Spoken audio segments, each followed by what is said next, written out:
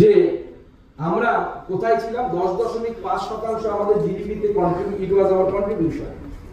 যখন আমরা এসে পৌঁছলাম, আমরা দেখি প্রধানমন্ত্রী, মাননীয় প্রধানমন্ত্রী, ইকোনমিক অ্যাডভাইজারি কাউন্সিল, তাদের যে ডেটা, সেই ডেটা অনুসারে আমরা এসে পৌঁছেছি এখন 10.5 থেকে 5.6%, অর্থাৎ অর্ধেকের কাছাকাছি পৌঁছে গেছে আমাদের জিডিপিতে কন্ট্রিবিউশন।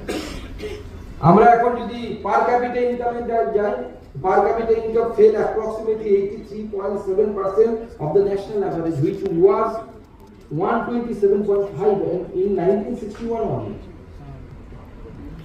আমি সেই জন্য কথাটা বলি, why I am talking about 1961.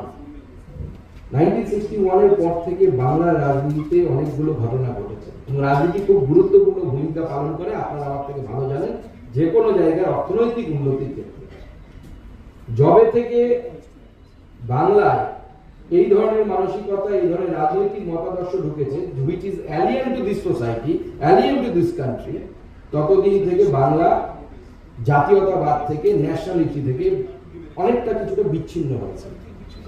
এবং আমি বলি যে যবে থেকে বাংলায়, একসময় বাংলা জাতীয়তাবাদের ক্রেডেল ছিল, রাষ্ট্রগুরু সুরেন্দ্রনাথ থেকে শুরু করে নেতাজি সুভাষচন্দ্র বোস, এখানকার যুবকরা 18 বছর বয়সে, কম বয়সে বন্দে মাতরম বলে মায়ের জন্য বলিদান দিয়েছিল, দেশমাতৃকার জন্য।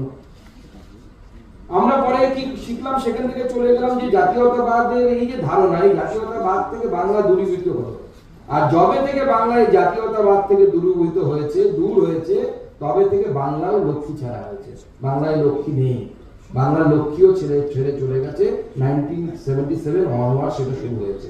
সেই যাত্রা আমরা এতদিন পর্যন্ত চালিয়ে যাচ্ছি। আমি ধন্যবাদ জানাবো পশ্চিমবঙ্গের মাননীয় অর্থমন্ত্রীকে, তারা যে বাজেট পেশ করেছে, সেই বাজেট ও মাননীয় মুখ্যমন্ত্রীর উদ্যমতা, এই দুটো কারণে এই মুহূর্তে কিন্তু বাংলা গোটা ভারতবর্ষে শিল্পপতিদের জন্য কিন্তু একটি অ্যাট্রাকটিভ ডেস্টিনেশন হতে চলেছে।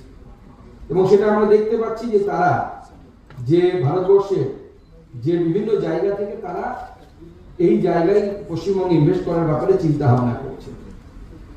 এবং তার জন্য ইনফ্রাস্ট্রাকচার একটি গুরুত্বপূর্ণ ভূমিকা এবং সরকারের মানসিকতা গুরুত্বপূর্ণ ভূমিকা পালন করবে বলে আমার মনে হয়।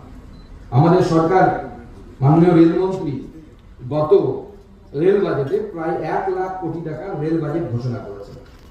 তার মধ্যে রেকর্ড পরিমাণ অ্যামাউন্ট 14,205 কোটি টাকা রেলওয়ের জন্য, শুধুমাত্র পশ্চিমবঙ্গের জন্য অ্যালোকেশন করা হয়েছে। 102 খানা রেল স্টেশনকে অমৃত ভারত স্টেশনের মাধ্যমে তাদেরকে